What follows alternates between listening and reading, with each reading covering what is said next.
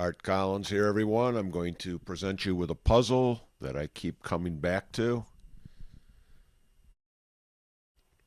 Working backward off an idealized model, or as I like to refer to it in my own research, the mega system. A system designed for 2-minute bars, although it work in 5-minute, 10-minute, whatever you want. But we'll look at 2 minutes here, and for a few seconds, I may be able to knock your head off your shoulders. This is an actual TradeStation summary. Okay, not photoshopped. I do not know how to Photoshop. Almost $2 million in profit. Oh, by the way, this is from the start of 2015. Don't want to take it much further back because with all these trades, it just locks up on me. But trust me, no matter how far you go back, you get very similar results. 65% profit. Worst drawdown of 67.75. Divide that gargantuan figure by that, and you get a max drawdown as a percent of profit or return on account of 28,104%. And that's what the equity line looks like. A unbroken 45-degree angle. What's going on, you may say? Well, first I'll tell you how I did it. It's the 2-minute mega system. You set your charts to 2 minutes. Day session, 8:30 a.m. through 3:15 p.m. Central Time. Between 8:45 and 3 o'clock, buy every opening minus the average of the last 5 open lows on a limit order.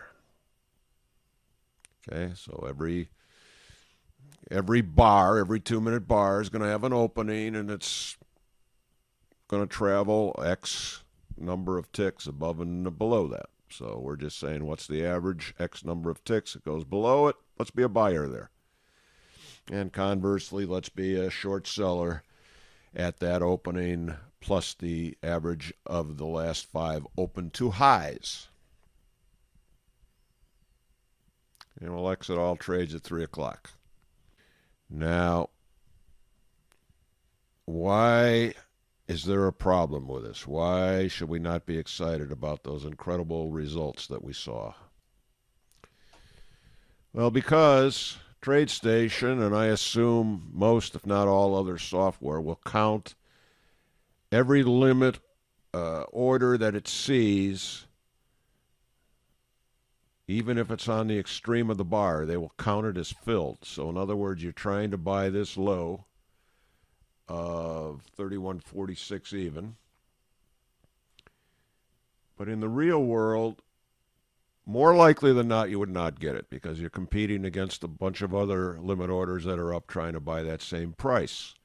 So you're only guaranteed what you're seeing if it goes through the price. Like here, you're obviously a buyer at 31.4750 because it went down to 31.47 even.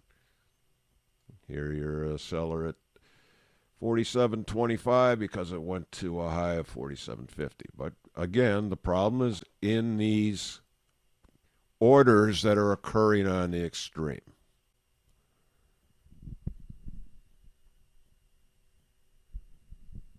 But here's the thing. This is why I'm calling this working backward. Wouldn't we be happy if we could get a mere fraction of what we saw of that 1,000,009? 50%? 10% even? How do we go about doing that? If it's possible at all. And I got to tell you, I don't know the answer to that because I haven't found the answer. But again, this is a challenge. It's a puzzle for people that like research, love research as much as I do. It's a big Rubik's Cube. It's not a drudgery at all. If there is a solution, it lies in the average profit per trade. Okay, let's go back there. Right now we're at $15.28 before we put in slippage or commission. So that would be one tick, $12.50 in the S&P. Plus, you're just about there as far as that plus the commission. If you only gave up one tick on each of these trades, you'd be about break even. So the secret is, let's get this up so that we can use the platform options of turning all limit orders into a market order at a certain period of time. In other words,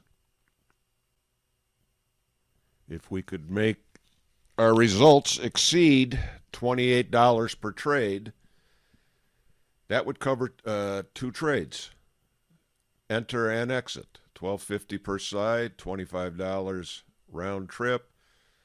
The extra $3 would cover what you should be paying in commission. We would then have a winning system because remember, some of those touched but not penetrated orders would in fact be filled. So how would we go about that? What will we do in our lab to maybe get us to the promised land? Filters, just like any other research. Only take buys above the daily open or sells below it, and use the opposite side limit orders as exits. Well, unfortunately, that's only bumped it up about 40 cents. I'll just give you that disclosure there.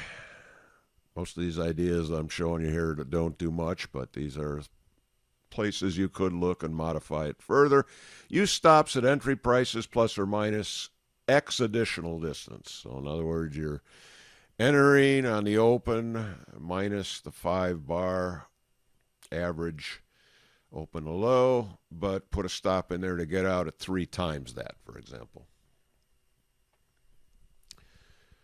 Or expand the entry distances. Use 2 or 3 times open highs, open lows. Maybe that'll get you a little further along. Filter the entries with moving averages or other indicators.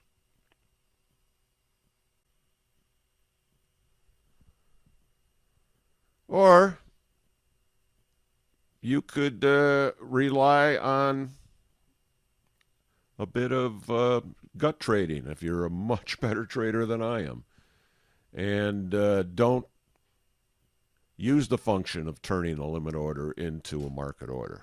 Leave it up until it's filled. You'll get away with it sometimes, a lot of times, like here. You'd be a buyer here. You'd be a buyer here, seller here, buyer here. But unfortunately, sometimes you won't get away with it. The problem with not getting these fills on the buy side is you will get all of them on the short side, so you'll be accumulating a short side position, multiple contracts as the market is going up. But it's a challenge, and it's fun. And moral should be, think of research as a puzzle, not drudgery. Think outside the box. And if you can come up with something off what I've just presented here, show a little gratitude for me getting you started in the right direction. And by all means, share it with me. Watch for this coming soon, folks. 2020 Almanac, keying off beating the financial futures market.